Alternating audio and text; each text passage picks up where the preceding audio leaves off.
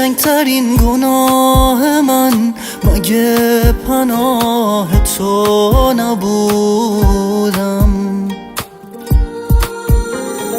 من بدون تو چقدر قید غریبه ها رو زد. بعد تو من خودم نبودم.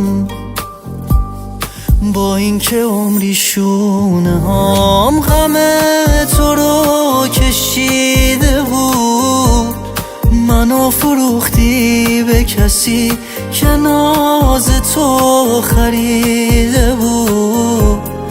من اونیم که واسه تو از همه دل بریده بود.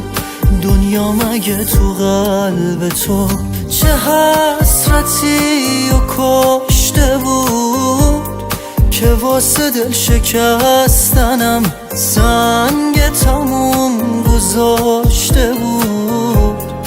هوامو داشتی تو اگه هوا برت نداشته بود.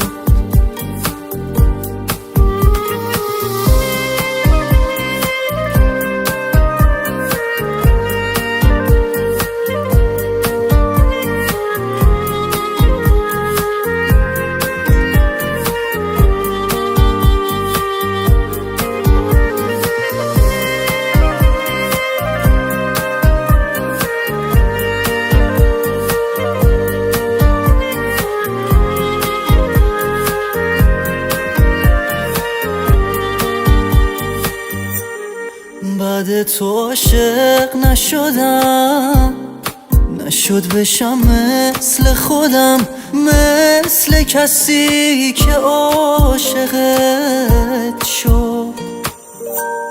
کاش بشه برگردم عقب به قبل روزی که دلم درگیر عشق باطلت شد.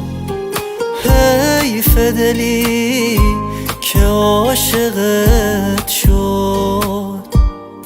با اینکه عمری شونه هام غم تو رو کشیده بود، منو فروختی به کسی که ناز تو خریده بود.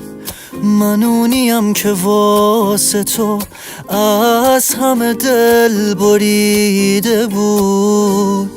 دنیا مگه تو قلب تو چه حسرتی و کشته بود که واسه دل شکستنم سنگ تموم گذاشته بود. هوامو داشتی تو اگه هوا برت نداشته بود.